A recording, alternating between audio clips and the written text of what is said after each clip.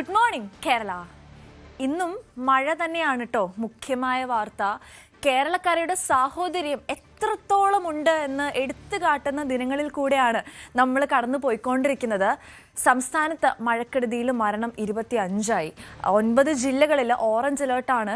52 വീടുകൾ പൂർണ്ണമായും തകരുന്ന സാഹചര്യവും ഉണ്ടായിട്ടുണ്ട്.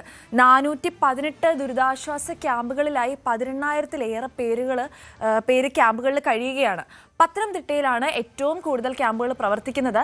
കാസർഗോഡ്, കണ്ണൂർ, വയനാട്, കോഴിക്കോട്, തൃശൂർ, എറണാകുളം, ഇടുക്കി, കോട്ടയം, പത്തനംതിട്ട, ആലപ്പുഴയിലൊക്കെ വിദ്യാഭ്യാസ സ്ഥാപനങ്ങൾക്ക് ഇന്ന് അവധിയാണ്. 2 ദിവസം കൂടി കനത്ത മഴ തുടരുമെന്നാണ് കാലാവസ്ഥാ കേന്ദ്രം നൽകുന്ന മുന്നറിയിപ്പ്.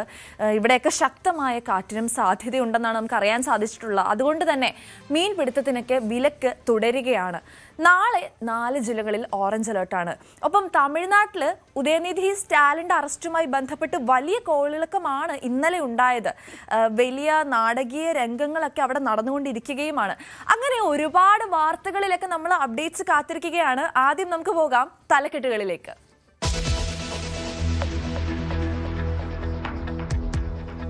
സംസ്ഥാനത്ത് കനത്ത മഴ തുടരുന്നു. 9 ജില്ലകളിൽ ഇന്ന് തീവ്ര മഴയെന്ന് കാലാവസ്ഥാ വകുപ്പ്. 10 ജില്ലകളിൽ വിദ്യാഭ്യാസ സ്ഥാപനങ്ങൾക്ക് അവധി. പത്തനംതിട്ട, ആലപ്പുഴ, കോട്ടയം ജില്ലകൾ വെള്ളത്തിൽ.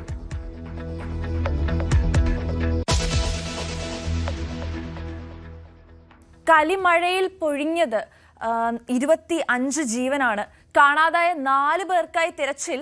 52 വീടുകൾ തകർന്നു. 565 വീടുകൾക്ക് കേടുപാട്. 418 ദുരിതാശ്വാസ ക്യാമ്പുകളിലായി കഴിയുന്നത് 18,000-ലേറെ പേർ.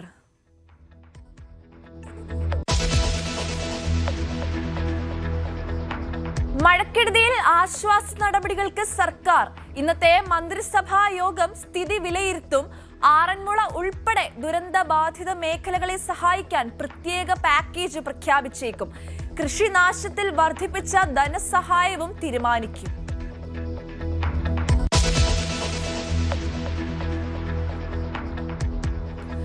മന്ത്രി CP ജോണിന്റെ അധിക്ഷേപ പരാമർശത്തിൽ വ്യാപകമായ പ്രതിഷേധം. വനിതകളെ ആകെ അപമാനിച്ചുവെന്ന പ്രതിപക്ഷം. മന്ത്രി മാപ്പ് പറയണമെന്നാവശ്യപ്പെട്ട് പ്രതിഷേധ പ്രകടനങ്ങൾ. ഐക്യമുന്നണിയിലും അമർഷം. മന്ത്രിസഭാ യോഗത്തിലും വിഷയം ചർച്ചയാകും.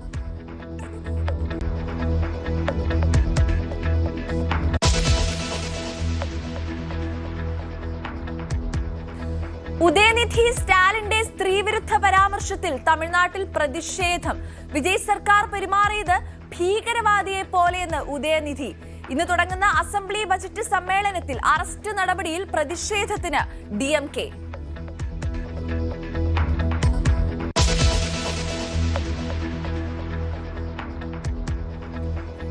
രാഷ്ട്രീയ നീക്കങ്ങളിൽ മനസ്സ് തുറക്കാൻ ബംഗ്ലാദേശ് മുൻ പ്രധാനമന്ത്രി ഷെയ്ഖ് ഹസീന. 2 വർഷത്തെ ഇടവേളയ്ക്ക് ശേഷം ഇന്ന് മാധ്യമങ്ങളെ കാണും. ബംഗ്ലാദേശിലേക്കുള്ള മടക്കത്തിൽ പ്രഖ്യാപനമുണ്ടായേക്കും. ഷെയ്ഖ് ഹസീനയെ വിട്ടുകിട്ടണമെന്ന ആവശ്യം ഇന്ത്യയോട് ആവർത്തിച്ച് ബംഗ്ലാദേശ്.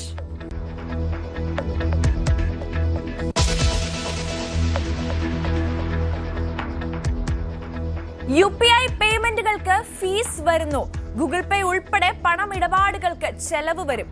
മാറ്റം പാർലമെന്റിൽ അവതരിപ്പിച്ച ക്രയവിക്രയ നിയമങ്ങളിലെ ഭേദഗതിയെ തുടർന്ന്.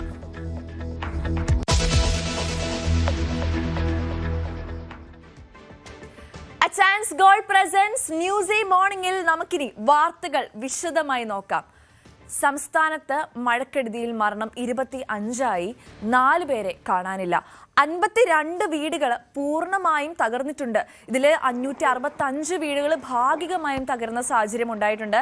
418 ദുരിതാശ്വാസ ക്യാമ്പുകളിലായി 18,434 പേരാണ് ക്യാമ്പുകളിൽ കഴിയുന്നത്. പത്തനംതിട്ടയിലാണ് ഏറ്റവും കൂടുതൽ ക്യാമ്പുകൾ പ്രവർത്തിച്ചുകൊണ്ടിരിക്കുന്നത്. ഒരുപാട് ജില്ലകളിൽ ഇന്ന് അവധിയാണ്. കാസർഗോഡ്, കണ്ണൂർ, വയനാട്, കോഴിക്കോട്, തൃശൂർ, എറണാകുളം, ഇടുക്കി, കോട്ടയം, പത്തനംതിട്ട, ആലപ്പുഴ ജില്ലകളിലൊക്കെയാണ് വിദ്യാഭ്യാസ സ്ഥാപനങ്ങൾക്ക് അവധി പ്രഖ്യാപിച്ചിട്ടുള്ളത്. സംസ്ഥാനത്ത് 2 ദിവസം കൂടി കനത്ത മഴ തുടരുമെന്നാണ് കാലാവസ്ഥാ കേന്ദ്രം നൽകുന്ന മുന്നറിയിപ്പ്. ഇന്ന് 9 ജില്ലകളിൽ ഓറഞ്ച് അലേർട്ടാണ്. ബാക്കി എല്ലാ ജില്ലകളിലും കനത്ത മഴ മുന്നറിയിപ്പുമുണ്ട്. ശക്തമായ കാറ്റിനൊക്കെ സാധ്യതയുണ്ട്. അതുകൊണ്ട് തന്നെ മീൻപിടുത്തത്തിന് വിലക്ക് തുടരുകയാണ്. നാളെ 4 ജില്ലകളിൽ ഓറഞ്ച് അലേർട്ടാണ്.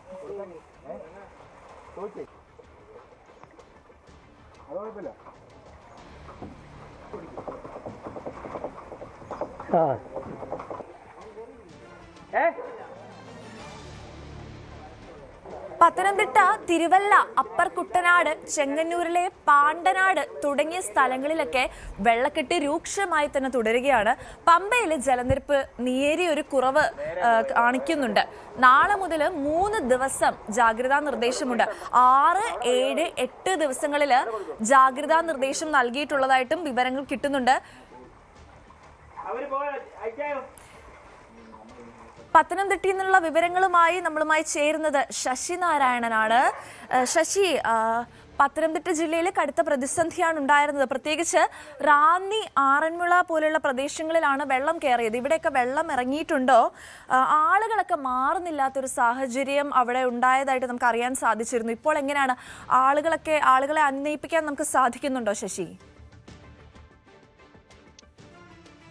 പത്തനംതിട്ട ജില്ലയിലെ മഴ ഇന്ന് രാവിലെ വീണ്ടും തുടങ്ങിയിരിക്കുന്നു. ഇന്നലെ രാത്രിയിൽ വലിയ മഴയില്ലായിരുന്നു. മലയോര മേഖലയിലൊക്കെ നേരിയ തോതിൽ ഉള്ളായിരുന്നു. പക്ഷെ ഇപ്പോൾ വീണ്ടും മഴ ശക്തമായി തുടരുന്നു എന്നുള്ളതാണ് നമുക്ക് അറിയാൻ കഴിയുന്നത്. എന്തായാലും റാന്നിയിൽ വെള്ളം ഇറങ്ങിയിട്ടുണ്ട്, ആറന്മുളയിലും വെള്ളം ഇറങ്ങിയിട്ടുണ്ട്. പക്ഷെ അവിടുത്തെ ശുചീകരണ പ്രവർത്തനങ്ങൾ വലിയ വെല്ലുവിളിയായി തുടരുകയാണ്. സന്നദ്ധ സംഘടനകളുടെയും സർക്കാർ എക്സൈസ് വകുപ്പിന്റെയൊക്കെ നേതൃത്വത്തിലാണ് ഈ ശുചീകരണ പ്രവർത്തനങ്ങൾ നടക്കുന്നത്.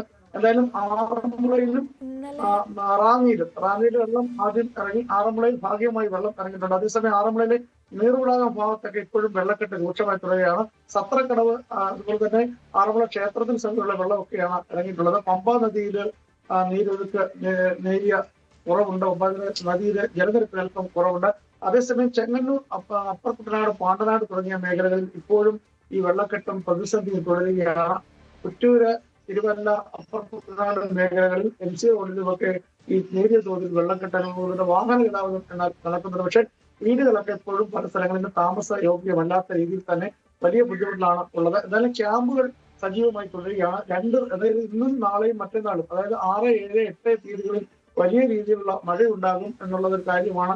ഒരുപക്ഷെ പ്രളയ സാധ്യത ഉണ്ടാകും എന്നുള്ളൊരു മുന്നറിയിപ്പ് കൂടിയുണ്ട്. അതുകൊണ്ട് തന്നെ ഈ ക്യാമ്പുകൾ കഴിയുന്ന ആളുകൾ തിരിച്ച് വീട്ടിലേക്ക് എത്താൻ കഴിയാത്തൊരവസ്ഥയുണ്ട്. ഒപ്പം ഈ വീടുകളിൽ കഴിയുന്ന ആളുകളെ ക്യാമ്പുകളിൽ എത്തിക്കാൻ, പരമാവധി ആളുകളെ ക്യാമ്പുകളിലേക്ക് എത്തിക്കാൻ ഈ ഭാഗങ്ങൾ, അതായത് തിരുവല്ല, അപ്പർ കുട്ടനാട് മുതൽ ആറന്മുള, റാന്നി തുടങ്ങിയ മേഖലകളിലൊക്കെ താമസിക്കുന്ന ആളുകൾക്ക് ഒരു മുന്നറിയിപ്പ് കൂടി ഇപ്പോൾ ജില്ലാ ഭരണകൂടം നൽകിയിട്ടുണ്ട്. ഈ 3 ദിവസവും വളരെ ജാഗ്രതയായിട്ട് ഇരിക്കാനാണ് നിർദ്ദേശം നൽകിയിട്ടുള്ളത്.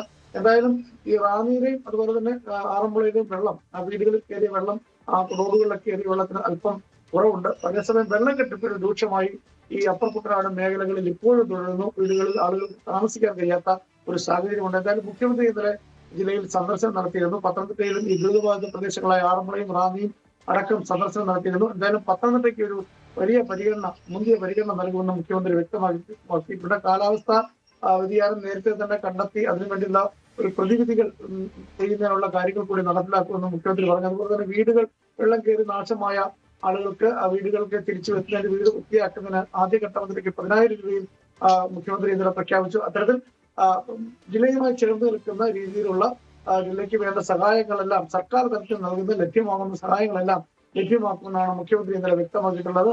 എന്തായാലും ജാഗ്രത ഇപ്പോഴും തുടരുകയാണ്. ഈ റാന്നിയിലെ കടകളിൽ ലക്ഷങ്ങളുടെ നഷ്ടമാണ് വ്യാപാരികൾക്കുള്ള നഗരത്തിൽ വെള്ളം കയറുന്നത് ഉണ്ടായത്. അവിടെ ഈ നഗരം വൃത്തിയാക്കുന്ന റാന്നി ടൗണ് ഭാഗം വൃത്തിയാക്കുന്ന ചുമതല എക്സൈസും സന്നദ്ധ സംഘടന പ്രവർത്തകരും മറ്റ് പഞ്ചായത്തിന്റെയൊക്കെ നേതൃത്വത്തിലാണ് നടക്കുന്നത്. അതുപോലെ തന്നെ ചെളി മൂടിയ സ്ഥിതിയാണ് പല സ്ഥലങ്ങളിലും ഉള്ളത്. ആറന്മുളയിലും ക്ഷേത്രത്തിന്റെ തൊട്ടടുത്ത് സമാനമായ രീതിയിൽ ക്ഷേത്രത്തിലൂടെയും ഒക്കെ വലിയ ബുദ്ധിമുട്ടുണ്ട്. പക്ഷെ അതേസമയം താഴ്ന്ന പ്രദേശങ്ങളിൽ പല സ്ഥലങ്ങളിലും വെള്ളം ഇറങ്ങാത്ത ഒരു സാഹചര്യമുണ്ട്. വെള്ളം ഇറങ്ങിയെങ്കിൽ മാത്രമേ ഈ ജനങ്ങളുടെ സാധാരണ ജീവിതത്തിലേക്ക് മടങ്ങി വരാൻ കഴിയും. ഒരുപക്ഷെ അത് 12-ാം തീയതിക്ക് ശേഷമായിരിക്കും അത്തരത്തിൽ 7, 8, 9 പിന്നീട് 2-3 ദിവസങ്ങളൊക്കെ കഴിയും. സാധാരണ വീടും കിണറും എല്ലാം വൃത്തികേടായിരിക്കുന്ന സമയമാണ്. അതുകൊണ്ട് തിരിച്ചു വരാൻ, അവരെ വൃത്തിയാക്കി തിരിച്ചു വരാൻ ഒരുപക്ഷെ 10-ാം തീയതി വരെ ആവാൻ സാധ്യതയുണ്ട്. ക്യാമ്പുകളിൽ അതുവരെ ആളുകൾ തിരിച്ചു മടങ്ങണ്ട എന്നുള്ളതാണ് ഒരു നിർദ്ദേശം നൽകിയിട്ടുള്ളത്.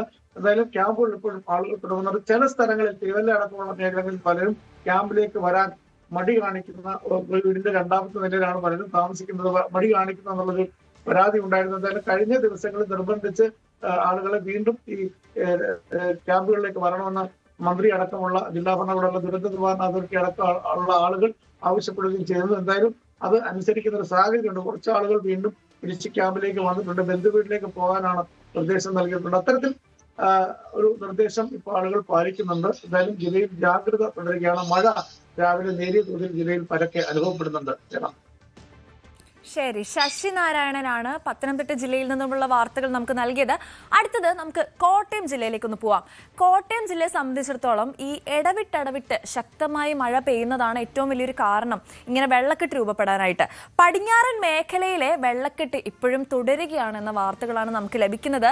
പ്രത്യേകിച്ച് ഞാനൊരു കോട്ടയംകാരിയാണ്, ഞാനൊരു പാലക്കാരിയാണ്. ഇന്നലെയൊക്കെ വീട്ടിൽ വിളിച്ച് സംസാരിച്ചപ്പോൾ പോലും വെള്ളക്കെട്ട് ഇപ്പോൾ ഇറങ്ങുന്നൊരു സാഹചര്യമുണ്ട്. എന്നാൽ പോലും പ്രത്യേകിച്ച് പാലാ നഗരത്തിലൊക്കെ പലയിടത്തും ഇപ്പോഴും വെള്ളക്കെട്ടാണ്. കടകളിൽ നിന്നൊക്കെ വെള്ളം ഇറങ്ങി തുടങ്ങുന്നതേ ഉള്ളൂ. ബ്രില്ലിന്റെ ഒക്കെ ഭാഗങ്ങളിൽ കടുത്ത വെള്ളക്കെട്ട് രൂപപ്പെട്ട് നിൽക്കുന്ന ഒരു സാഹചര്യമൊക്കെ നമ്മൾ കാണാനിടെ പലപ്പോഴും കോട്ടയം ജില്ലയിലെ ആൾക്കാർക്കൊക്കെ ഒരു പരിധി വരെ മഴയും വെള്ളക്കെട്ടുമൊക്കെ നമ്മളൊക്കെ ആസ്വദിക്കാറുണ്ട്. പലപ്പോഴും വള്ളങ്ങളൊക്കെ ഇറക്കി അതൊരു ആഘോഷമായിട്ടാണ് എല്ലാ വർഷവും തുടരാറ്. പക്ഷേ അങ്ങോട്ടങ്ങോട്ട് പോകെ ഇത് സീരിയസ് ആയി മാറാറുണ്ട്. വ്യാപാര കേന്ദ്രങ്ങളിലൊക്കെ കടുത്ത നാശനഷ്ടങ്ങളും ഉണ്ടാവാറുണ്ട് നമുക്ക് എല്ലാ വർഷവും. എന്താണെങ്കിലും കോട്ടയം ജില്ലയിൽ നിന്ന് കൂടുതൽ വിശദാംശങ്ങളുമായി ജി ശ്രീജിത്താണ് നമ്മളോടൊപ്പം ചേരുന്നത്. ശ്രീജിത്ത്, എന്തൊക്കെയാണ് കോട്ടയം ജില്ലയിൽ നിന്നുള്ള ഇപ്പോഴത്തെ ഏറ്റവും പുതിയ വിശദാംശങ്ങൾ?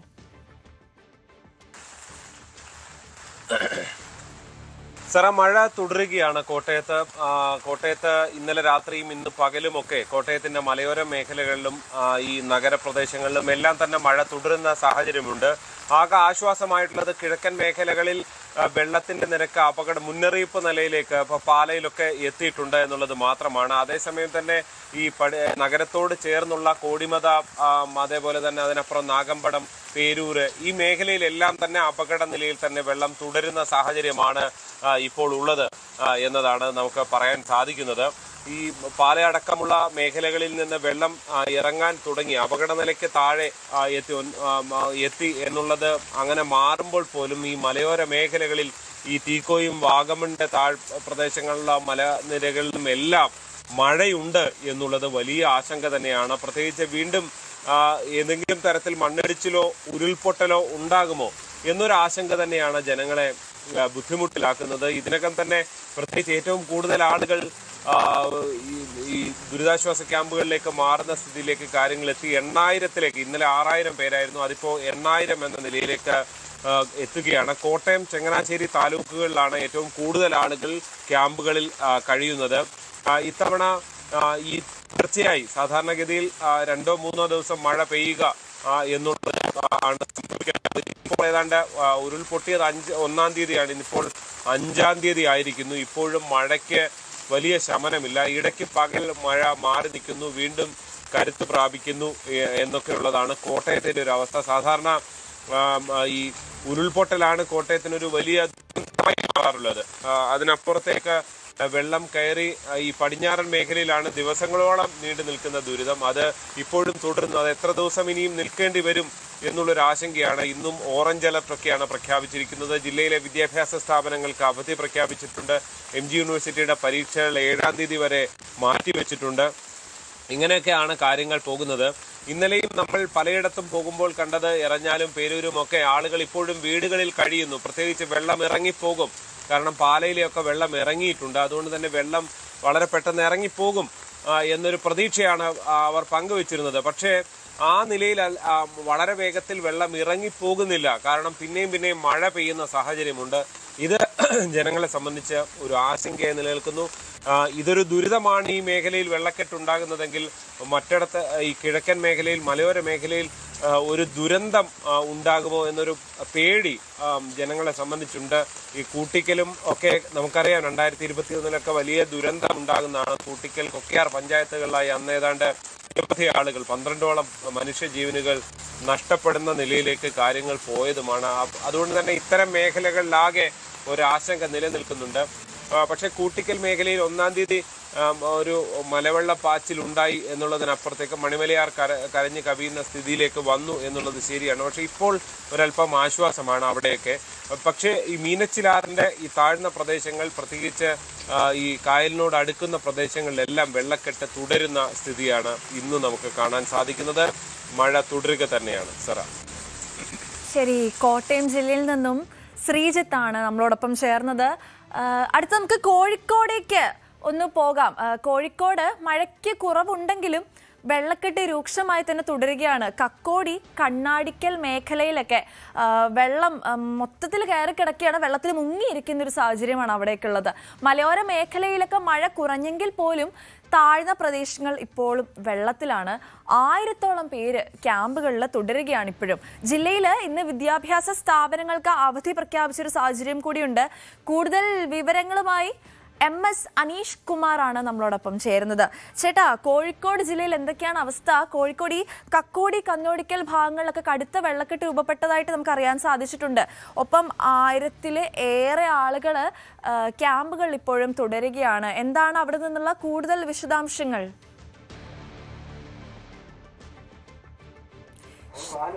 ശരി, അനീഷ് കുമാർ അല്പസമയത്തിനകം നമ്മളോടൊപ്പം ചേരുന്നതായിരിക്കും. ഈ പറഞ്ഞ പോലെ കോഴിക്കോട് ജില്ലയൊക്കെ എല്ലാ വർഷവും മഴ പെയ്യുന്ന സാഹചര്യത്തിൽ നമ്മളൊക്കെ ഒരുപാട് പേടിക്കുന്ന ഒരു ഭാഗം തന്നെയാണ്. കാരണം ഈ മലയോര മേഖലയിലൊക്കെ മഴ പലപ്പോഴും കുറഞ്ഞൊരു സാഹചര്യം വരുമ്പോഴും താഴ്ന്ന പ്രദേശങ്ങളിൽ നിന്നൊക്കെ വെള്ളം ഇറങ്ങാൻ പലപ്പോഴും കുറച്ച് പാടായിട്ട് നമ്മൾ കാണാറുണ്ട്. എപ്പോഴും വെള്ളം കയറുന്ന വളരെ ഫാസ്റ്റ് ആയിട്ടായിരിക്കും. പക്ഷെ എന്നാൽ പോലും ഇറങ്ങാനെടുക്കുന്ന സമയം വളരെ കൂടുതലാണ്. പ്രത്യേകിച്ച് 2018-ലെ പ്രളയമൊക്കെ വെച്ച് നോക്കുമ്പോൾ ഈ വർഷം കയറിയ വെള്ളക്കെട്ട് അത് ഇറങ്ങാനായിട്ട് ഒരുപാട് സമയം എടുക്കുന്നതായിട്ടും നമുക്ക് അറിയാൻ സാധിച്ചിട്ടുണ്ട്. എന്തൊക്കെയാണെങ്കിലും അവിടെ നിന്നുള്ള വിശദാംശങ്ങളുമായി അനീഷ് കുമാർ നമ്മളോടൊപ്പം ചേരുന്നുണ്ട്. അനീഷ്, എന്തൊക്കെയാണ് കോഴിക്കോട് നിന്നുള്ള വാർത്തകൾ?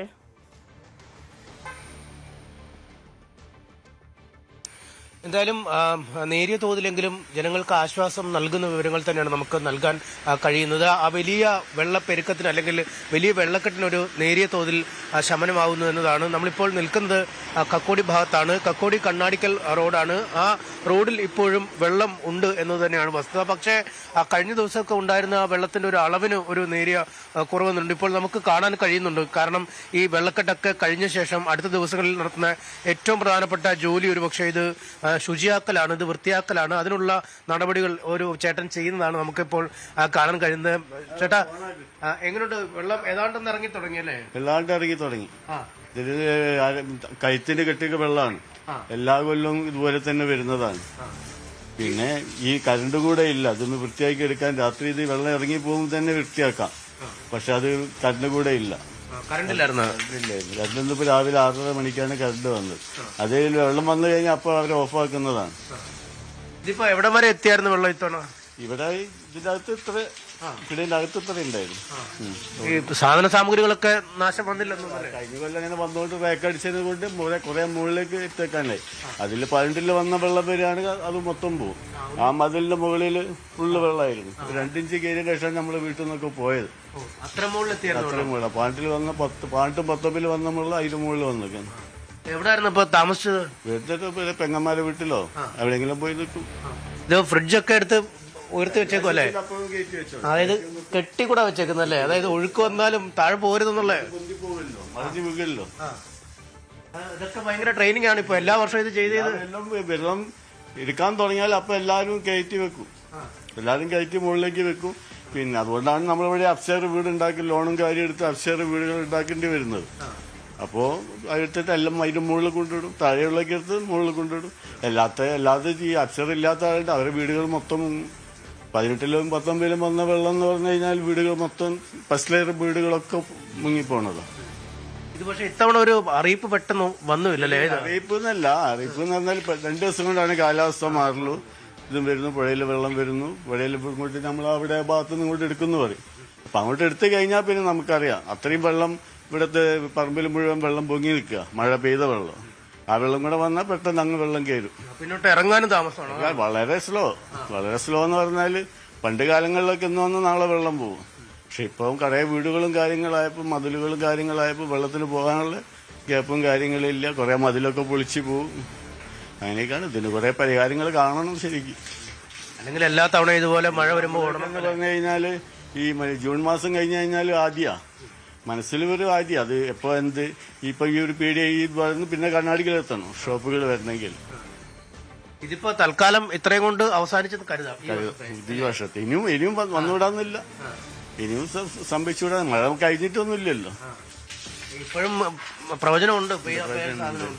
ഇനിയിപ്പോ ഇന്നലെയും 2-3 ദിവസമായാലും ഇനിയും റെഡ് അലേർട്ട് എന്നാ പറയുന്നത്. 3 ദിവസം മഴയ്ക്ക് സാധ്യതയുണ്ട് എന്നൊക്കെയാ പറയുന്നത്. എന്തായാലും ക്ലീൻ ചെയ്തിടാം. എന്തായാലും ആ ചേട്ടൻ അത് ക്ലീൻ ചെയ്തുകൊണ്ടിരിക്കുന്ന കാഴ്ചയാണ് ഇതിപ്പോൾ. ഈ നമുക്ക് കാണാം ഒരു 2 നിരയൊക്കെ കഴിഞ്ഞാൽ പ്രത്യേക തട്ട് ക്രമീകരിച്ചിട്ടുണ്ട്, അതിലേക്ക് മാറ്റിവെക്കും. ഫ്രിഡ്ജും മറ്റുപകരണങ്ങളൊക്കെ കെട്ടിവെച്ചിരിക്കുകയാണ്. കാരണം ഒരു ഒഴുക്ക് വന്നാലും അത് പോകാതിരിക്കാൻ വേണ്ടിയുള്ള ആ രീതിയിലുള്ള ഒരു ക്രമീകരണം ഏർപ്പെടുത്തിയിട്ടുണ്ട്. അങ്ങനെ ജനജീവിതം അക്ഷരാർത്ഥത്തിൽ സ്തംഭിച്ചു നിൽക്കുന്ന ഒരു കാഴ്ചയായിരുന്നു. ഇന്ന് രാവിലെയാണ് ഇവിടെയൊക്കെ കറണ്ട് എത്തിയത്. അതുകൊണ്ട് തന്നെ ശുചീകരണ പ്രവർത്തനങ്ങൾ കാര്യമായി നടക്കുന്നു. വീട് എവിടെ ചേട്ടാ? ഇപ്പൊ എവിടെയായിരുന്നു? ക്യാമ്പിലായിരുന്നോ അതോ? അല്ല, ക്യാമ്പില, ജേഷന്റെ വീട്ടില്. ജേഷന്റെ വീട്ടിലായിരുന്നു. അപ്പം മഴയൊന്ന് തോർന്നു, വെള്ളമൊക്കെ ഇറങ്ങിയപ്പോ ഒന്ന് നോക്കാൻ പോവായിരിക്കും. വീടൊക്കെ പുതിയമായിട്ട് വിട്ട അത്രയ്ക്ക് എത്തിയൊന്നും അറിയില്ല. ഇന്നലെ പോയായിരുന്നോ അതോ? മെഞ്ഞാന്ന് പോയതാ. മിനിഞ്ഞാന്ന് പോയിട്ട് പിന്നെ ഇന്നാണ് വരുന്നത്. ഇന്നിപ്പം ഇന്നലെയൊക്കെ നല്ല വെള്ളമായിരുന്നു അല്ലെ? ഇന്ന് കുറച്ച് മാറ്റമുണ്ട്. പുതിയമായിട്ട് അവിടെ എത്തുമെന്ന് നോട്ടെ. അവിടെ വരെ ഇവിടെ നമുക്ക് കുറച്ചുകൂടെ പോയാൽ പിന്നെ വെള്ളം കൂടുതലാന്ന് തോന്നുന്നു അല്ലേ? അല്ല, ഇപ്പൊ ഗ്രീൻ വേൾഡിലാണ്. Green world. എന്തായാലും മഴ കഴിഞ്ഞ് അല്ലെങ്കിൽ വെള്ളക്കെട്ട് നേരിയ തോതിൽ ശമിച്ചപ്പോൾ ഇത് നോക്കാനായി ഇറങ്ങുകയാണ്. വീട്ടിലേക്ക് വന്നിട്ട് 2-3 ദിവസമായി. ഈ ജലനിരപ്പ് ഉയർന്നു തുടങ്ങിയപ്പോൾ അധികൃതർ മാറ്റിയതാണ് ഇവരെയൊക്കെ ആ വീടുകളിൽ നിന്നും. അവിടേക്ക് മടങ്ങിയെത്തുന്ന ആളുകളെയാണ് കാണാൻ കഴിയുന്നത്. ഈ കണ്ണാടിക്കൽ റോഡിൽ ഈ ഭാഗത്ത് നമ്മളിപ്പോൾ നിൽക്കുന്ന ഇടങ്ങളിലൊക്കെ ഒരു അല്പം വെള്ളക്കെട്ടിന് ശമനം ഉണ്ടായിട്ടുണ്ട്. കാര്യമായി തന്നെ ഒരു കുറവ് വന്നിട്ടുണ്ട്. പക്ഷേ മുന്നോട്ട് പോകും തോറും ഇപ്പോഴും ആ പ്രദേശങ്ങൾ ആ വെള്ളത്തിനടിയിൽ തന്നെയാണ്. നമുക്കിപ്പോൾ കാണാം ചൂലും ബക്കറ്റും വെള്ളവുമൊക്കെയായി ആളുകൾ തകൃതിയായ ശുചിയാക്കലിനുള്ള ഒരു ഒരുക്കത്തിലാണ്. വീട്ടുമുറ്റത്തൊക്കെ ഒഴുകിയെത്തുന്ന മാലിന്യങ്ങൾ, ഒപ്പം ഈ പാമ്പ് പോലുള്ള ഉരകജീവികളൊക്കെ എത്തുന്ന ഒരു സമയമാണ്. അതുകൊണ്ട് വളരെ ശ്രദ്ധിച്ചു വേണം ഈ ശുചീകരണ പരിപാടികൾ ചെയ്യാൻ. ഒപ്പം ഈ പകർച്ചവ്യാധി ഭീഷണി അടക്കമുള്ള പ്രശ്നങ്ങളും നിലനിൽക്കുന്ന സമയം. എന്തായാലും വെള്ളം എത്തുന്നതിനേക്കാൾ സൂക്ഷിക്കേണ്ട സമയമാണ് വെള്ളം ഇറങ്ങുന്ന സമയം. ഒപ്പം ആ വീടുകളൊക്കെ വളരെ ശ്രദ്ധയോടുകൂടി വൃത്തിയാക്കി അവിടേക്ക് കയറേണ്ട അവസ്ഥയാണ്. ഓരോരുത്തരൊക്കെ രാവിലെ ഇപ്പോൾ ഈ വെള്ളത്തിൽ കൂടെ എവിടെ ചേട്ടാ വീട്? എവിടെ? വീടായിട്ട് തന്നെയാ, ഒരു 1.5 കിലോമീറ്റർ. അവിടെ എങ്ങനെയുണ്ട് വെള്ളം? എങ്ങനെയുണ്ട്? രാവിലെ പോയി നോക്കിയോ? അപ്പൊ അവിടുന്ന് വരികയാണ്. എങ്ങനെയുണ്ട് അവസ്ഥ അവിടെ? അവിടെ ഇപ്പൊ വെള്ളം കുറഞ്ഞിട്ടുണ്ട്. ഇതുപോലൊക്കെ തന്നെ ഉണ്ട്. അത്രേ ഉള്ളൂ. എവിടെ മാറിയായിരുന്നോ? വീട്ടിൽ നിന്ന് മാറിയായിരുന്നു? വീട്ടിൽ നിന്ന് മാറിയായിരുന്നു. പിന്നെ രാത്രി അവിടെ പോയി കിടക്കും, രാവിലെ അങ്ങോട്ട് പോരും. അവിടെ ക്ലീനിങ് ഒക്കെ ചെയ്യണം അല്ലേ? ക്ലീൻ ഒക്കെ ചെയ്യണം.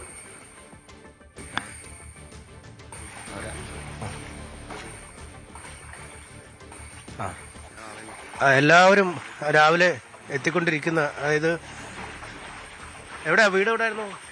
കുറച്ച് 2 വളം കൂടെ വളർന്നായിരുന്നു. എങ്ങനെയുണ്ട് അവിടെ വെള്ളം? എങ്ങനെയുണ്ട്? വെള്ളം ഒരു കുഴപ്പമില്ല, വലിയ ബുദ്ധിമുട്ടൊന്നുമില്ല. കുറഞ്ഞു താഴ്ന്നു? അതാണ്. എവിടെയായിരുന്നു? അപ്പൊ വീട്ടിൽ തന്നെ ആയിരുന്നു? ഞാൻ വീട്ടിൽ തന്നെ ആയിരുന്നു. കുടുംബമൊക്കെയോ? കുടുംബം വീട്ടിൽ തന്നെ. കുഴപ്പമൊന്നും ഉണ്ടായില്ല? ഒരു കുഴപ്പമുണ്ടായില്ല. അതിനിപ്പോ എന്തായാലും ക്ലീൻ ഒക്കെ ചെയ്യണം. അത് ചെയ്യണം. അത് ഞാൻ ഒത്തിരി കുമ്മായം മേടിക്കാൻ പോവാണ്. ഒന്ന് ക്ലീൻ ചെയ്യാൻ ഒക്കെ ഒന്ന് അയക്കൊക്കെ ഉണ്ടല്ലോ, ഒന്ന് ക്ലീൻ ചെയ്യാൻ വേണ്ടി. മൊത്തം ഒഴുക്കുള്ളൊക്കെ വന്ന് ചേർന്നല്ലേ? അതിന് ഒത്തിരി ഒരു കുമ്മായം എന്ന് പറഞ്ഞ സാധനം ഉണ്ട്, അറിയാം? പിന്നെ ഓക്കെ. അതാണ്, ആളുകൾ എല്ലാവരും വീട് ശുചിയാക്കുന്ന ഒരു പ്രവർത്തനത്തിലാണ്. കുമ്മായം വാങ്ങാൻ പോകുന്ന ചേട്ടനെയാണ്.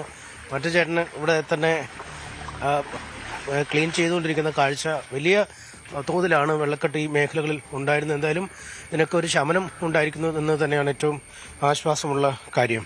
ഒപ്പം ചേട്ടൻ അവിടെ സേഫ് ആണല്ലോ അല്ലെ? കോഴിക്കോട് ജില്ലയുടെ ഏത് ഭാഗത്താണ് ഇപ്പോൾ ചേട്ടൻ താമസിക്കുന്നത്?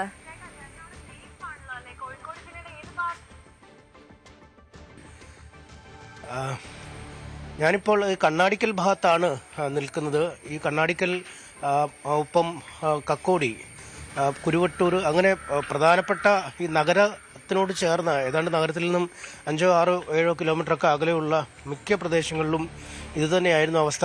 ചിലയിടങ്ങളിലേക്ക് എത്തിപ്പെടാൻ പോലും കഴിയാത്ത സാഹചര്യമായിരുന്നു ഇന്നലെയൊക്കെ ഉണ്ടായിരുന്നത്. നമുക്ക് സാധാരണഗതിയിൽ ഈ കുട്ടനാടും ആലപ്പുഴയുമൊക്കെയാണ് ഈ വെള്ളത്തിൻ്റെ ഒരു വെള്ളക്കെട്ട് മൂലം ദുരിതം അനുഭവിക്കുന്നത്. കാരണം സാധാരണ പ്രദേശങ്ങളിൽ മഴ എത്തുമ്പോൾ കോട്ടയം ജില്ലയുടെ കിഴക്കൻ മേഖലകളിലൊക്കെ മഴ എത്തുമ്പോൾ ഈ താഴേക്ക് വെള്ളം വന്ന് താഴുന്ന ഒരിടമായി മാറുന്ന പോലെ കോഴിക്കോടിന്റെ നഗര ഹൃദയത്തോട് ചേർന്ന മേഖലകൾ ഇപ്പോൾ അത്തരത്തിലൊരു ആ രീതിയിലേക്ക്, അതായത് കുട്ടനാട്ടിലും മറ്റുമൊക്കെ വെള്ളം കെട്ടി നിൽക്കുന്ന അവസ്ഥയിലേക്ക് കാര്യങ്ങൾ നീങ്ങുന്നു എന്നതാണ് നമുക്ക് ഇത്തവണത്തെ വെള്ളപ്പൊക്കത്തിൽ നിന്ന് മനസ്സിലായത്.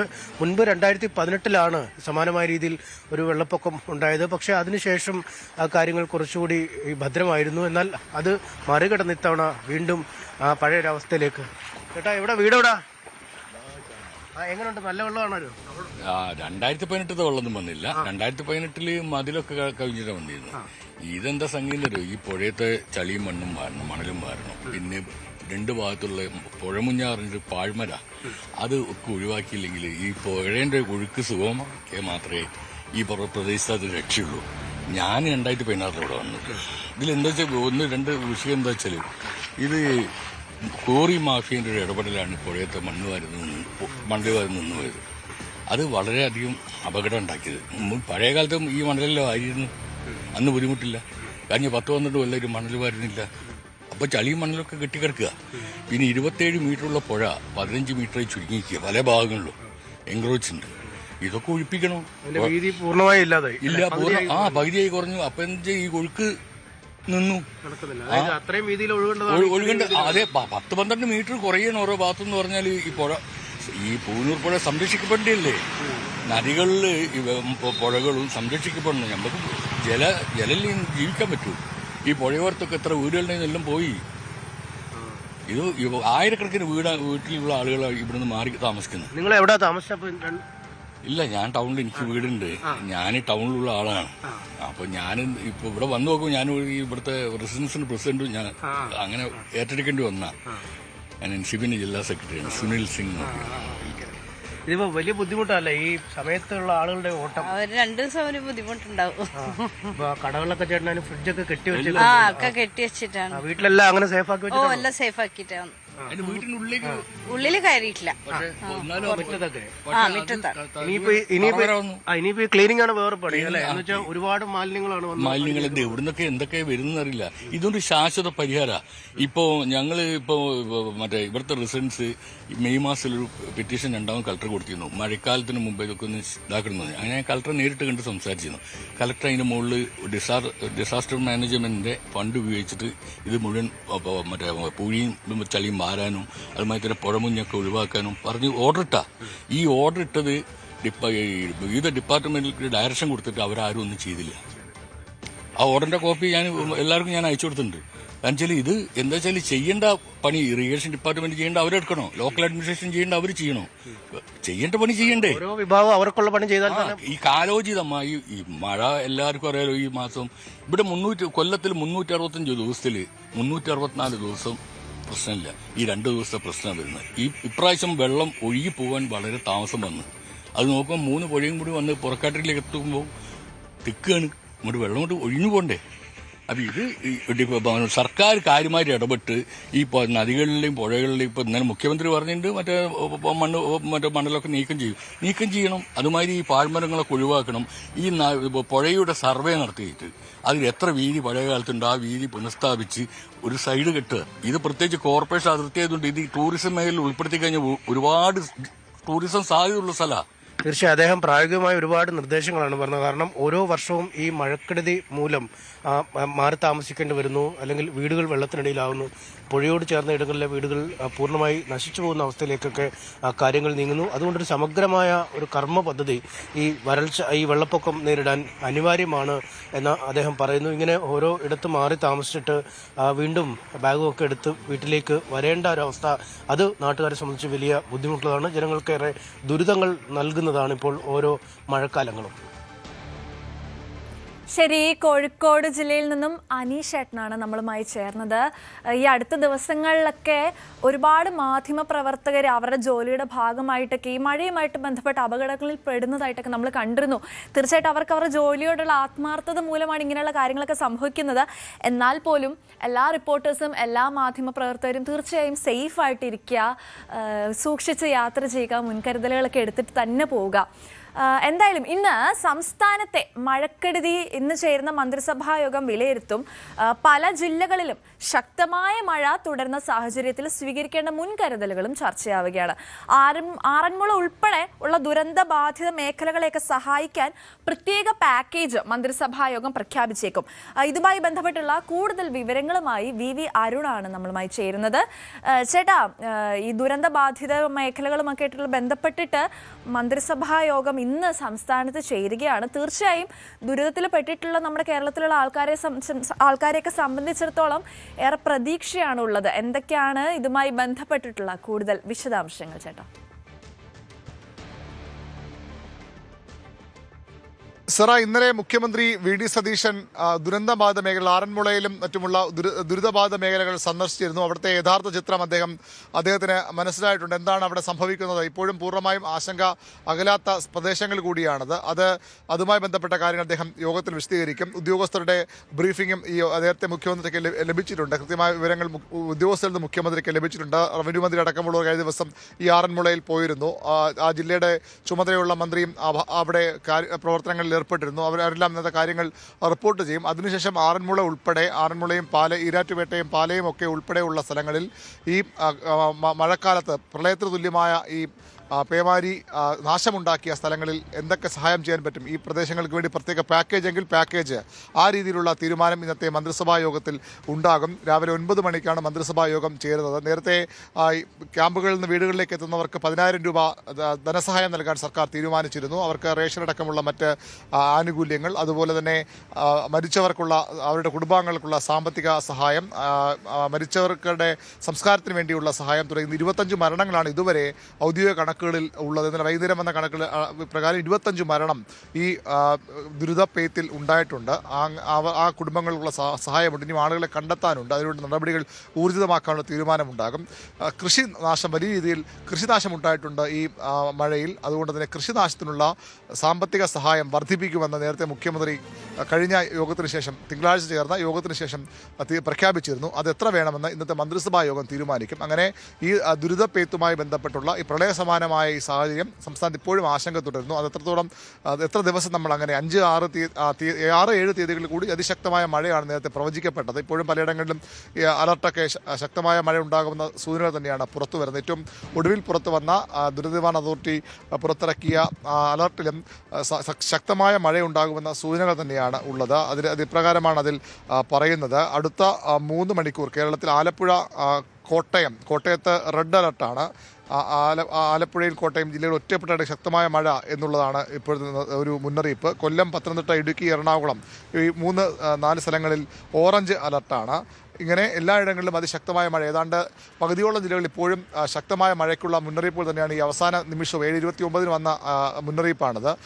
അത് തുടരുന്ന സാഹചര്യത്തിൽ എങ്ങനെ ഇത് പ്രശ്നങ്ങൾ ഇല്ലാതെ മുന്നോട്ട് പോകാം, ജനങ്ങൾ എത്രത്തോളം പലരെയും മാറ്റിപ്പാർപ്പിച്ചിട്ടുണ്ട്. നിരവധി ക്യാമ്പുകൾ ഇപ്പോഴും തുറന്ന് പ്രവർത്തിക്കുന്നുണ്ട്. അത്തരം കാര്യങ്ങളൊക്കെ മന്ത്രിസഭാ യോഗത്തിൻ്റെ പരിഗണനയ്ക്ക് വരും. ഇവർക്ക് നൽകാൻ സഹായങ്ങളും തുടർ പ്രവർത്തനങ്ങളും മന്ത്രിസഭാ യോഗം ചർച്ച ചെയ്യും. 6, 7 തീയതികൾ വളരെ പ്രധാനപ്പെട്ടതാണ്. ശക്തമായ മഴ ഉണ്ടാകുമെന്ന മുന്നറിയിപ്പ്. ഇന്ന് വൈകുന്നേരത്തോടുകൂടി അതിൻ്റെ മുന്നറിയിപ്പ് ഒരുപക്ഷെ മാറ്റം വന്നേക്കാം. അത് മഴ കുറയുകയാണെങ്കിൽ അത് ആശ്വാസമാണ്. അല്ലെങ്കിൽ അവിടെ ഏതെല്ലാം രീതിയിൽ ജനങ്ങൾക്ക് ആശ്വാസം പകരുന്ന നടപടികൾ സ്വീകരിക്കാമെന്ന കാര്യമാകും മന്ത്രിസഭാ യോഗം പ്രധാനമായും ഇന്ന് ചർച്ച ചെയ്യാൻ പോകുന്നത്. ശരി ചേട്ടാ. വി അരുണാണ് നമ്മളുമായി വിശദാംശങ്ങളുമായി ചേർന്നത്. ഗതാഗത മന്ത്രി CP ജോണിന്റെ അധിക്ഷേപ പരാമർശത്തിൽ പ്രതിഷേധം കേരളത്തിൽ തുടരുകയാണ്. കേരളത്തിലെ സ്ത്രീകളെ ആകെ CP ജോൺ അപമാനിച്ചു എന്നാണ് ഇടതു മുന്നണിയുടെയും BJPയുടെയും ആരോപണം പുറത്തു വന്നിരിക്കുന്നത്. മന്ത്രി മാപ്പ് പറയണമെന്ന് ആവശ്യപ്പെട്ട പലയിടങ്ങളിലുമൊക്കെ പ്രതിഷേധങ്ങളുമൊക്കെ ഈ ദിവസങ്ങളിൽ ഉണ്ടായിരുന്നു. കോൺഗ്രസിനുള്ളിലും മന്ത്രിയുടെ പരാമർശത്തിനെതിരെയുമൊക്കെ അമർഷവുമുണ്ട്. കൂടുതൽ വിശദാംശങ്ങളുമായി നമ്മൾ അരുൺ തന്നെയാണ് തുടരുന്നത്. ചേട്ടാ, മന്ത്രി CP ജോൺ നടത്തിയ ഈ ഒരു പരാമർശത്തിന് എതിരെ ഒരുപാട് കാര്യങ്ങൾ പുറത്തു വരുന്നു. ഒരുപാട് അമർഷമാണ് ആൾക്കാരുടെ ഭാഗത്തു നിന്നും ഉണ്ടാകുന്നത്. മാപ്പ് പറയണമെന്നുള്ള ആവശ്യവുമൊക്കെ മുൻപോട്ട് വെക്കുന്നുണ്ട്. എന്തൊക്കെയാണ് ഇതുമായി ബന്ധപ്പെട്ടുള്ള കൂടുതൽ വിശദാംശങ്ങൾ?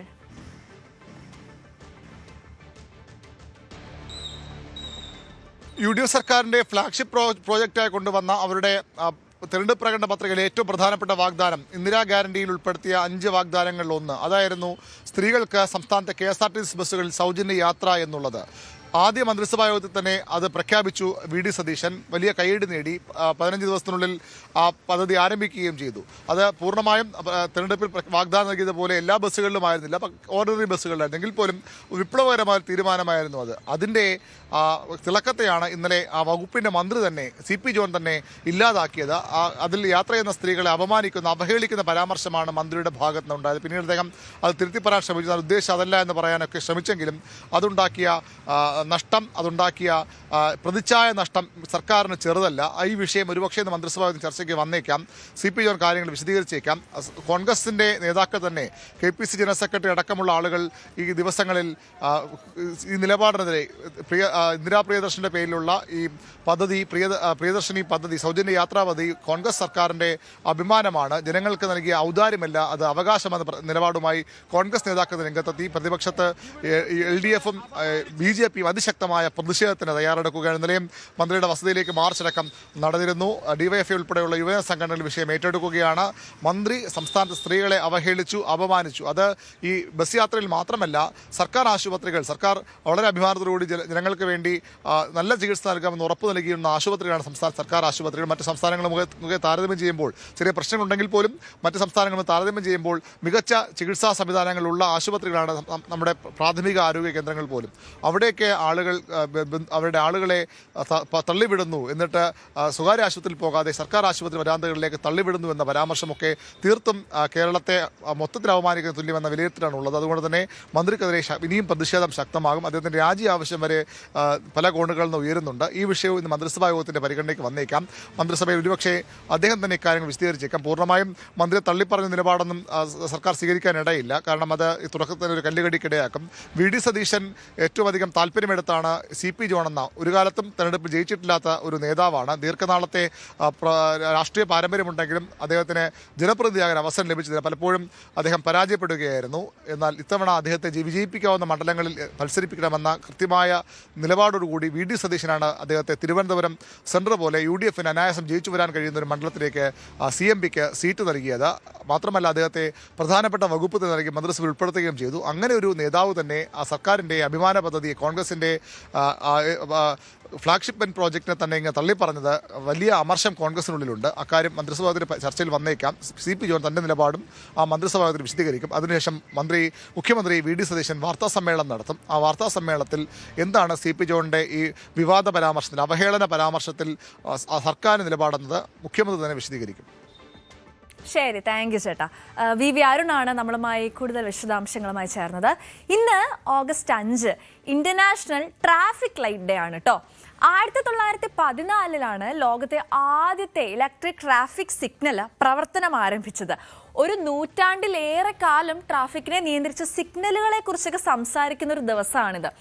കേരളത്തിൽ ഒരു പുതിയ ട്രാഫിക് സംസ്കാരത്തിലേക്കാണ് നമ്മളിപ്പോൾ കടന്നുകൊണ്ടിരിക്കുന്നത്. അതായത് നമ്മുടെ ഈ NH-66 അതിൻ്റെ പണിയൊക്കെ പൂർണ്ണമായാൽ കഴക്കൂട്ടം മുതൽ അങ്ങ് തലപ്പാടി വരെ ഏകദേശം 600 കിലോമീറ്റർ ആണുള്ളത്. ഇത്രയും ദൂരം ഒരു ട്രാഫിക് സിഗ്നൽ പോലും ഇല്ലാത്ത തുടർച്ചയായിട്ടുള്ളൊരു യാത്ര നമുക്ക് സാധ്യമാകും.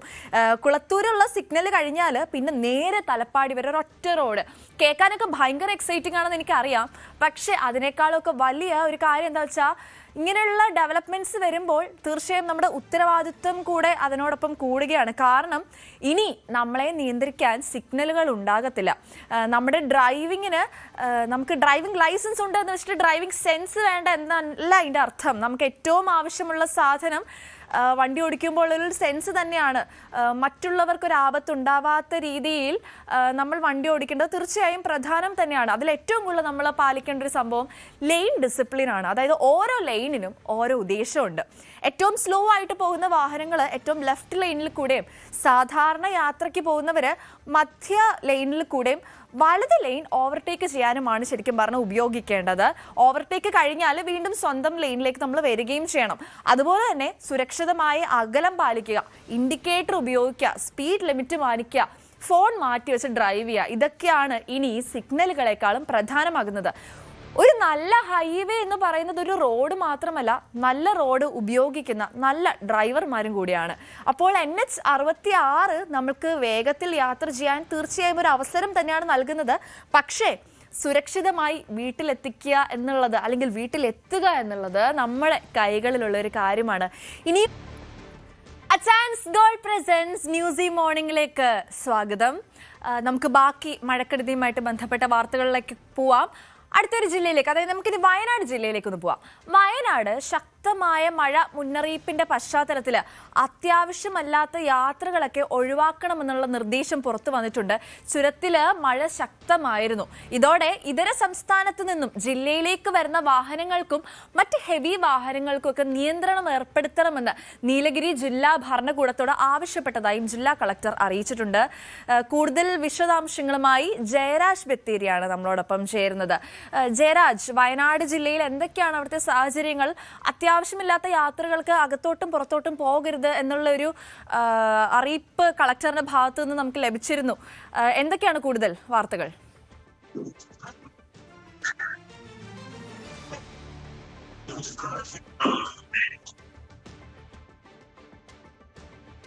വയനാട് ജില്ലയിൽ കടുത്ത പ്രതിസന്ധിയാണ് നേരിട്ടുകൊണ്ടിരുന്നത്. ഈ ദിവസങ്ങളിലെല്ലാം നമ്മൾ ഇപ്പോൾ വിഷ്വൽസിലൊക്കെ കണ്ടുകൊണ്ടിരിക്കുന്നത് പോലെ പല വീടുകളിലും മുട്ടോളം വെള്ളം കയറി നിൽക്കുന്ന ഒരു സാഹചര്യമാണ് കാണുന്നത്. ആളുകളൊക്കെ തോണിയിൽ സഞ്ചരിക്കുന്ന ഒരു രംഗവും നമുക്കിപ്പോൾ കാണാൻ സാധിക്കുന്നുണ്ട്. വെള്ളക്കെട്ട് രൂക്ഷമായി തന്നെ ഇപ്പോഴും തുടരുകയാണ്.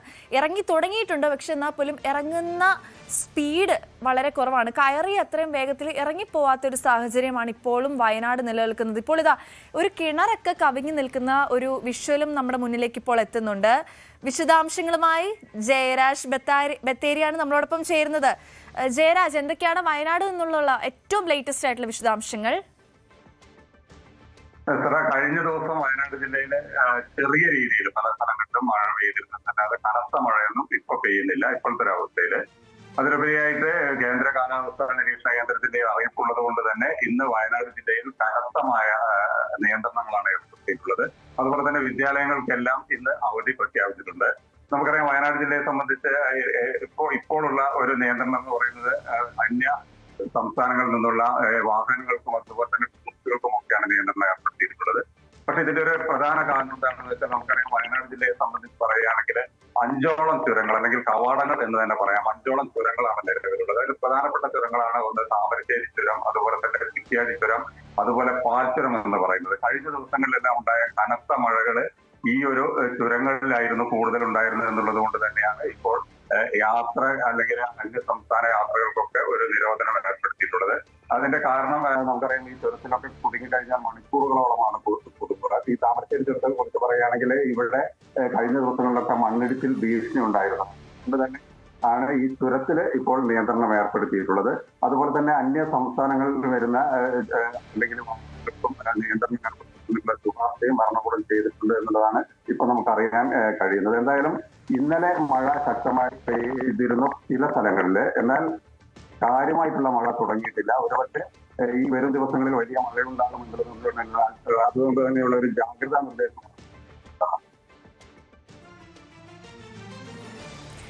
ശരി, ജയരാജ് ബത്തേരിയാണ് വയനാട് നിന്നുമുള്ള കൂടുതൽ വിശദാംശങ്ങൾ നൽകിയത്. അടുത്തതായിട്ട് നമുക്ക് മലപ്പുറം ജില്ലയിലേക്ക് ഒന്ന് പോവാം. മലപ്പുറം പാണക്കാട് മണ്ണിടിച്ചിലുണ്ടായ പ്രദേശത്ത് നിന്ന് മണ്ണ് നീക്കി തുടങ്ങിയതായിട്ടുള്ള വിശദാംശങ്ങൾ നമുക്ക് ലഭിച്ചിട്ടുണ്ട്. ഇന്നലെ പരിശോധന നടത്തുമെന്ന് അറിയിച്ചിരുന്നെങ്കിലും അത് നടക്കാത്തൊരു സാഹചര്യം ഉണ്ടായി. മണ്ണ് മാറിയ ശേഷമേ പരിശോധന നടത്തൂ എന്നാണ് അവിടുന്ന് നമുക്ക് ലഭിച്ച വിവരങ്ങൾ. മേഖലയിൽ ഗതാഗതം നിരോധിച്ചിരിക്കുകയാണ്. കൂടുതൽ വിശദാംശങ്ങളുമായി ജിഷാദ് വളാഞ്ചേരിയാണ് നമ്മളോടൊപ്പം ചേരുന്നത്. ജിഷാദ്, മലപ്പുറത്ത് ഈ പാണക്കാട് വലിയ തോതിലൊരു മണ്ണിടിച്ചാണ് ഉണ്ടായിരുന്നത്. ഇതിനെ തുടർന്ന് ഗതാഗതം നിയന്ത്രിക്കപ്പെടേണ്ട ഒരു അവസ്ഥയിലോട്ടും എത്തിയിരുന്നു. അവിടെ എത്തി പരിശോധന നടന്നിരുന്നു. എന്താണ് ഈ ഒരു ഇങ്ങനെ ഒരു പെട്ടെന്നൊരു മണ്ണിടിച്ചിൽ ഉണ്ടാവാനുള്ള എക്സാക്റ്റ് ആയിട്ടുള്ള റീസൺ എന്താണെന്ന് നമുക്ക് അറിയാൻ സാധിക്കുന്നത്? സെറ, മലപ്പുറം പാണക്കാട് മണ്ണിടിച്ചിലുണ്ടായ സ്ഥലത്തുള്ള മണ്ണ് നീക്കം ചെയ്യാനുള്ള നടപടികൾ ആരംഭിച്ചിട്ടുണ്ട്. കാലാവസ്ഥ അനുകൂലമായതോടെയാണ് JCB ഉപയോഗിച്ചുള്ള മണ്ണ് നീക്കൽ തുടങ്ങിയിട്ടുള്ളത്. മണ്ണ് നീക്കിയാലും വാഹന ഗതാഗതം പുനഃസ്ഥാപിക്കാൻ കാലതാമസം എടുക്കും. അതായത് ഈ അനധികൃത മണ്ണ് എടുക്കലായിരുന്നു ഈ മണ്ണിടിച്ചിലിന് കാരണമായത്.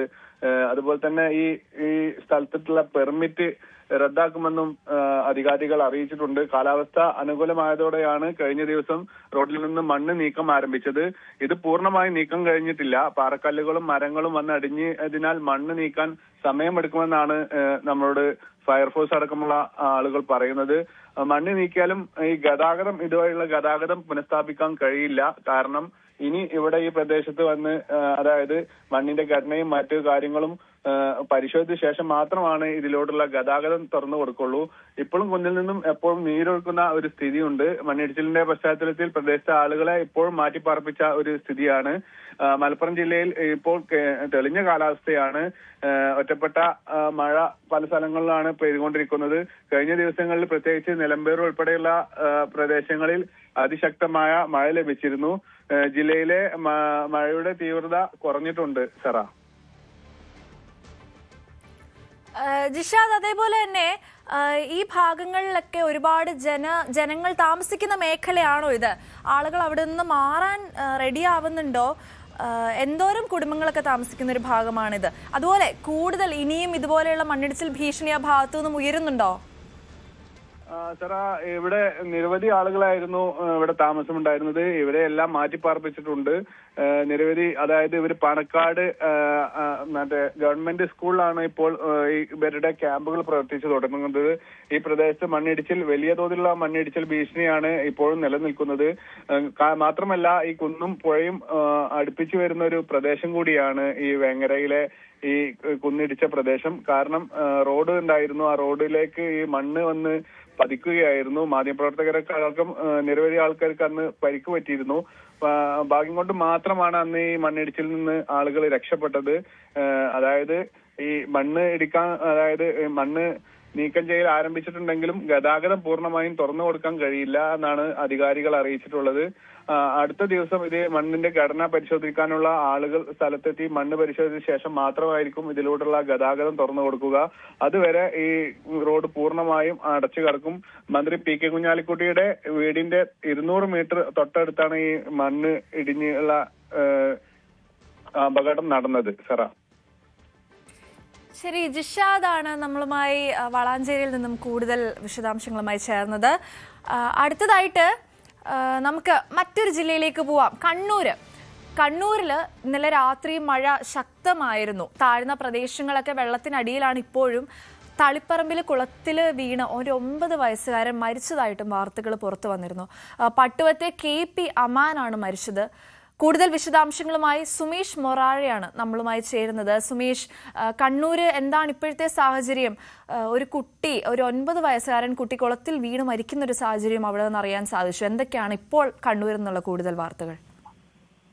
സറ, കണ്ണൂർ ജില്ലയിൽ ഇടവിട്ടുള്ള ശക്തമായ മഴ ഇപ്പോഴും തുടരുകയാണ്. ഇന്നലെ പകൽ സമയങ്ങളിൽ മഴ അല്പം കുറവാണെങ്കിലും രാത്രിയോടെ ഇത് ശക്തി പ്രാപിക്കുകയായിരുന്നു. താഴ്ന്ന പ്രദേശങ്ങളിൽ വീണ്ടും ഈ വെള്ളക്കെട്ട് രൂപപ്പെട്ടിട്ടുണ്ട്.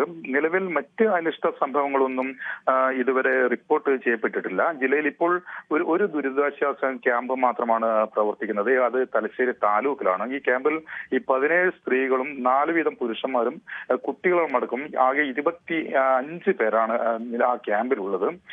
ജില്ലയിൽ ഇന്ന് റെഡ് അലേർട്ടാണ് നിലവിലുള്ളത്. ഈ പ്രൊഫഷണൽ കോളേജ് ഒഴികെയുള്ള വിദ്യാഭ്യാസ സ്ഥാപനങ്ങൾക്ക് ജില്ലാ കളക്ടർ അവധി പ്രഖ്യാപിച്ചിട്ടുണ്ട്. അതിനാണ് ഇന്നലെ തളിപ്പറമ്പ് പട്ടുവത്ത് 8 വയസ്സുകാരനായിട്ടുള്ള 3ാം ക്ലാസ് വിദ്യാർത്ഥി കുളത്തിൽ വീണ് മരിക്കുന്ന ഒരു സാഹചര്യം ഉണ്ടായിരുന്നു. ഈ കല്ലടത്ത് ഈ പട്ടുവം വളപ്പിൽ അമാനാണ് മരിച്ചത്. ഇന്നലെ രാത്രി 7 മണിക്കാണ് ഈ അപകടം ഉണ്ടാകുന്നത്. ഈ കുളി കഴിഞ്ഞ് കാല് കഴുകുന്നതിനിടെ കുട്ടി അബദ്ധത്തിൽ കുളത്തിലേക്ക് വീഴുകയായിരുന്നെന്നാണ് ഈ പറയപ്പെടുന്നത്. കുട്ടിയെ കാണാത്തതിനെ തുടർന്ന് നടത്തിയ ഈ തെരച്ചിലാണ് ഈ കുട്ടിയെ ഈ കുളത്തിൽ കണ്ടെത്തിയത്. ഈ ആശുപത്രിയിൽ എത്തിച്ചുവെങ്കിലും കുട്ടിയുടെ ജീവൻ രക്ഷിക്കാൻ സാധിച്ചിട്ടുണ്ടായിരുന്നില്ല. പട്ടുമക്കടവ് ഗവൺമെന്റ് LP സ്കൂളിലെ 3ാം ക്ലാസ് ഈ വിദ്യാർത്ഥിയാണ് ഈ കുട്ടി. ഈ അഷ്റഫ് റാഹിമ ദമ്പതികളുടെ മകൻ കൂടിയാണ്. ഏതായാലും ഈ കുട്ടിയുടെ മൃതദേഹം ഈ പോസ്റ്റ്മോർട്ടം നടപടിക്കായി കണ്ണൂർ ഗവൺമെന്റ് മെഡിക്കൽ കോളേജ് ആശുപത്രിയിലേക്ക് മോർച്ചറിയിലേക്ക് മാറ്റിയിട്ടുണ്ട്.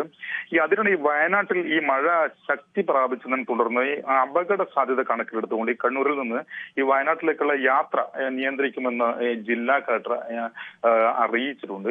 ജില്ലാ കളക്ടർ പി വിഷ്ണുരാജ് അറിയിച്ചിട്ടുണ്ട്. ശരി, സുമേഷാണ് നമുക്ക് വാർത്തകളുടെ വിശദാംശങ്ങൾ നൽകിയത്. നൽകിയത്. അടുത്തതായിട്ട് നമുക്ക് ഇടുക്കി ജില്ലയിലേക്കൊന്ന് പോവാം. ഇടുക്കി കല്ലാർകുട്ടി, പാമ്പള, കല്ലാർ ഡാമുകളൊക്കെ ഇപ്പോഴും തുറന്നിരിക്കുന്ന ഒരു സാഹചര്യമാണ് ഉള്ളത്. വിനോദസഞ്ചാര കേന്ദ്രങ്ങളിലേക്കുള്ള നിയന്ത്രണവും തുടരുകയാണ്. മലയോര മേഖലയിലൂടെയൊക്കെയുള്ള യാത്ര പരമാവധി ആവശ്യങ്ങൾക്ക് മാത്രമാക്കണം എന്നും നിർദ്ദേശം പുറത്തു വന്നിട്ടുണ്ട്. മുല്ലപ്പെരിയാർ ഡാമില് അണക്കെട്ട് അവിടുത്തെ ജലനിരപ്പ് 120.70 അടിയായിട്ടുണ്ട്. ഇടുക്കി അണക്കെട്ടിലെ ജലനിരപ്പ് 2349.28 അടിയായിട്ട് ഉയർന്നിട്ടുണ്ട്. കൂടുതൽ വിശദാംശങ്ങളുമായി വി കെ സ്റ്റാലിൻ ആണ് നമ്മളോടൊപ്പം ചേരുന്നത്. സ്റ്റാലിൻ, എന്തൊക്കെയാണ് ഇടുക്കിയിൽ നിന്നുള്ള കൂടുതൽ വിശദാംശങ്ങൾ? കഴിഞ്ഞ 2 ദിവസങ്ങളായി ശക്തിയായി പെയ്തിരുന്ന മഴ ഇപ്പോൾ ഒരല്പം ശമിച്ചിട്ടുണ്ട്. ഇന്നലെ രാത്രിയിലെല്ലാം മഴ ഉണ്ടായിരുന്നു. എങ്കിൽ കൂടി മഴയ്ക്ക് ഒരല്പം ശമനമൊക്കെ വന്നിട്ടുണ്ട്. എങ്കിലും ഈ പുഴകളിലേക്കുള്ള നീരൊഴുക്കിനൊന്നും കാര്യമായ കുറവില്ല. പ്രത്യേകിച്ചും ജില്ലയിലെ കിഴക്കൻ മേഖലയിൽ നിന്നുള്ള മഴ ശക്തമായതോടെ പെരിയാറ് ഉൾപ്പെടെ പെരിയാറ്, ചിന്നാറ്, മുതിരപ്പുഴയാർ തുടങ്ങിയിട്ടുള്ള പുഴകളിലെല്ലാം നീരൊഴുക്ക് വളരെ ശക്തമാണ്. അതോടൊപ്പം തന്നെ സെറ സൂചിപ്പിച്ച പോലെ തന്നെ കല്ലാർകുട്ടി, പാമ്പള, കല്ലാർ തുടങ്ങിയിട്ടുള്ള ചെറിയ ഡാമുകൾ 2 ദിവസങ്ങളായി തുറന്നിരിക്കുന്നു. അത് അതേപടി തന്നെ തുടരുകയാണ്. അതോടൊപ്പം വിനോദസഞ്ചാര കേന്ദ്രങ്ങളിലേക്കൊക്കെയുള്ള നിയന്ത്രണം കുറച്ച് ദിവസങ്ങളായിട്ട് തുടരുന്നുണ്ട്. അത് ഇന്നലെയും ജില്ലാ ഭരണകൂടം അതിന് ശക്തമായിട്ടുള്ള നിർദ്ദേശങ്ങളാണ് നൽകിയിട്ടുള്ളത്. അതേപോലെ തന്നെ രാത്രികാല യാത്രകളിൽ പ്രത്യേകിച്ചും കൊച്ചി, ധനുഷ്കോടി ദേശീയപാതയിലൊക്കെയുള്ള യാത്രകൾ പരമാവധി നിയന്ത്രിച്ചിട്ടുണ്ട്. എന്നാൽ മഴക്കെടുതിയോടനുബന്ധിച്ച് ക്യാമ്പുകളിലേക്ക് മാറ്റിയ ആളുകളുടെ കാര്യങ്ങളിൽ അതേപടി തന്നെ തുടരുകയാണ്. 140ഓളം പേര് ക്യാമ്പുകളിൽ തുടരുന്നുണ്ട്. ക്യാമ്പുകളെല്ലാം ശക്തമായി തന്നെ പ്രവർത്തിക്കുന്നുണ്ട്. ഇതിനിടെ ഇന്നലെ ജില്ലയുടെ ചുമതലയുള്ള മന്ത്രി അനൂപ് ജാക്കബിന്റെ അധ്യക്ഷതയിൽ ഓൺലൈനായിട്ട് യോഗം ചേർന്നിരുന്നു. MLA-മാരെല്ലാം പങ്കെടുത്ത യോഗമുണ്ടായിരുന്നു. അതിൽ വലിയ തോതിലുള്ള കൃഷിനാശം നമ്മൾ രേഖപ്പെടുത്തിയിട്ടുണ്ട്. കഴിഞ്ഞ ദിവസങ്ങളിലുണ്ടായ കൃഷിനാശം 1.36 സ്റ്റാലിനാണ് നമ്മളുമായി കൂടുതൽ വിവരങ്ങൾ പങ്കുവച്ചത്. ഇനി നമുക്ക് കാസർഗോഡ് ജില്ലയിലേക്ക് ഒന്ന് വേഗം പോയിട്ട് വരാട്ടോ. കാസർഗോഡ് ജില്ലയിൽ രൂക്ഷമായ കടലാക്രമണം നേരിടുന്ന പ്രദേശമാണ് ഉപ്പള മുസോടി. ഇതിനോടകം തന്നെ 20ഓളം വീടുകളാണ് ഇവിടെ കടലെടുത്ത ഒരു സാഹചര്യം ഉള്ളത്. നിരവധി വീടുകൾ ഇപ്പോഴും കടലാക്രമണ ഭീഷണിയിൽ തുടരുകയാണ്. കടലെടുത്ത വീടുകളുടെയും കിണറുകളുടെയും ഉൾപ്പെടെ അവശിഷ്ടങ്ങൾ ഇപ്പോഴും ഇവിടെ കാണാൻ സാധിക്കും. നമുക്ക് വിശദാംശങ്ങൾ കണ്ടിട്ട് വരാം. ഞാനിപ്പോൾ നിൽക്കുന്നത് മുസോടി കടപ്പുറത്താണ്. ഇവിടെ ഈ കടലാക്രമണത്തിൽ 20ലധികം വീടുകളാണ് ഇതിനോടകം നഷ്ടപ്പെട്ടത്. നമുക്ക് കാണാം, ദൃശ്യങ്ങളിൽ തന്നെ കാണാം. ഇത് പണ്ട് ഇവർ ഉപയോഗിച്ച കിണറുകളാണ് ഈ കാണുന്നത്. ഇവിടെ ഉണ്ടായിരുന്ന കിണറുകൾ, ഇവിടെയൊക്കെ വീടുകൾ ഉണ്ടായിരുന്ന ഒരു സ്ഥലമാണ്. ഇതെല്ലാം ഇപ്പോൾ കടൽ കയറിയിരിക്കുന്നു. കടൽ ഭിത്തി പോലും ഇല്ലാത്ത ഒരു അവസ്ഥയാണ് ഇവിടെ കാണാൻ സാധിക്കുന്നത്. നമുക്ക് കിണർ കാണാം, വീടുകളുടെ അവശിഷ്ടങ്ങൾ കാണാം. നിരവധി വീടുകൾ കടലാക്രമണ ഭീഷണി നേരിടുന്നത് ഇവിടെ നിന്ന് നമുക്ക് കാണാൻ സാധിക്കും. വലിയ തോതിലുള്ള കടലാക്രമണം നേരിടുന്ന കാസർഗോഡ് ജില്ലയിലെ തന്നെ ഏറ്റവും കൂടുതൽ കടലാക്രമണ ഭീഷണിയുള്ള പ്രദേശമാണ് ഇതെന്ന് പറയാം. എന്തായാലും നമ്മോടൊപ്പം ഈ പ്രദേശവാസി തന്നെ ചേരുന്നുണ്ട്. നിലവിൽ എന്താണ്, എത്ര വീടുകൾ ഇതിനോടകം ഇവിടെ നിന്ന് കടലെടുത്തു? എന്താണ് ഇവിടുത്തെ ഒരു സാഹചര്യം? 2018-19 ഏറ്റവും കൂടുതൽ കടൽ ഭീഷണി ഇവിടെ വരുന്നതുള്ളത്. അപ്പോൾ ആ സമയത്ത് ഇവിടെ ഒരു 10-15ഓളം വീടുണ്ടായിരുന്നു. അതെല്ലാം കടൽ എടുത്തു കൊണ്ടുപോയി. പള്ളി ഉണ്ടായിരുന്നു, 10-60 മീറ്റർ അപ്പാണ് പള്ളി ഉണ്ടായിരുന്നു. രണ്ടാമത് പള്ളി ഇങ്ങോട്ട് പുതുക്കി പണിയതത്. പള്ളി ഒന്ന് വേണമല്ലോ എന്നല്ല. അപ്പോൾ ആദ്യം ഇപ്പോൾ ഒരു ഭീഷണിയിലാണ് ഉള്ളത്. അത്രയും ബുദ്ധിമുട്ടിലാണ് ഉള്ളത്. ഇപ്പോൾ എല്ലാം കാണുന്നില്ല, ഒരുപാട് വീടുകൾ കേട് പറ്റിയിട്ടുണ്ട്. കുറേ വീഴാനായിട്ടുണ്ട്. കുറേ വീടിൻ്റെ അവസ്ഥയെ കാണുന്നുണ്ട്. ഇപ്പോൾ ഒരുപാട് കിണർ അപ്പുറം ഉണ്ടായിരുന്നു, അതെല്ലാം പോയി. ഈ കാണുന്ന കിണറിൻ്റെ അങ്ങോട്ട് പിന്നെയും കിണറുണ്ടായിരുന്നു, 2 വീടുണ്ടായിരുന്നു, എല്ലാം പോയി. പിന്നെ രണ്ടാമതാണ് ഇപ്പോൾ കുറേ നാശനഷ്ടമില്ലെങ്കിൽ ഒരുപാട് തെങ്ങ് കൃഷികളും കാറ്റാടി മരങ്ങളെല്ലാം ഒരുപാടുണ്ടായിരുന്നു, അതെല്ലാം പോയി. ഈ കാറ്റാടി മരം ഉള്ളത് കൊണ്ട് കുറച്ച് ആദ്യമെല്ലാം രക്ഷപ്പെടണം. ഇപ്പൊ കാറ്റാടി മരം വെക്കാനുള്ള സ്ഥലമില്ല, എല്ലാം കടലെടുത്ത് കൊണ്ടുപോയി. ഉണ്ടായിരുന്ന ആളുകളെല്ലാം ഇപ്പോൾ എങ്ങോട്ടാണ് പോയത്? ഇവിടെ തന്നെ ഉണ്ടോ? അവരുടെ അവസ്ഥ എന്താണ് ഇപ്പോൾ? ഇവിടെയുള്ള ആൾക്കാരെല്ലാം കുറേ ഓരോരുത്തന്മാർ ഓരോരു വാടക വീട്ടിലും ഓരോരോ ഗവൺമെന്റിൽ നിന്ന് പൈസ കിട്ടിയെന്ന് അവർ പറയുന്നത്. ഞങ്ങൾക്ക് ഫുള്ളായിട്ടൊന്നും കിട്ടിയിട്ടില്ല. 10,000 രൂപ എന്തോ കിട്ടുന്നുണ്ട്, 10 ലക്ഷം. അത് ഞങ്ങൾക്ക് ഫുള്ളായിട്ടൊന്നും കിട്ടിയിട്ടില്ല, അല്ല കുറേശ്ശെ കൂടി കിട്ടിയിട്ടുള്ളൂ. അപ്പോൾ അത് കിട്ടാതെ ഞങ്ങൾക്ക് അവിടെ കുറേ ആളും എല്ലാം റൂമിലുള്ളത്, കുറേ മത്സ്യത്തൊഴിലാളികളെല്ലാം ഉണ്ടായിരുന്നത് ഇവിടെ. കാസർഗോഡ് നിന്നുമുള്ള വാർത്തകളാണ് നമ്മൾ കണ്ടത്. കൂടുതൽ വാർത്തകളും വിശദാംശങ്ങളും കഥകളും ഒക്കെയായി നാളെയും രാവിലെ 7 മണിക്ക് ഞാൻ നിങ്ങളോടൊപ്പം ചേരുന്നതായിരിക്കും. അച്ചയൻസ് ഗോൾഡ് പ്രസൻസ് ന്യൂസി മോർണിംഗ് ഇന്നിവിടെ അവസാനിക്കുകയാണ്. നാളെ വീണ്ടും ഇതേ സമയം ഞാൻ നിങ്ങളോടൊപ്പം ചേരും. ദിസ് ഇസ് സെറാമിയ ഐസൻ സൈനിങ് ഓഫ്.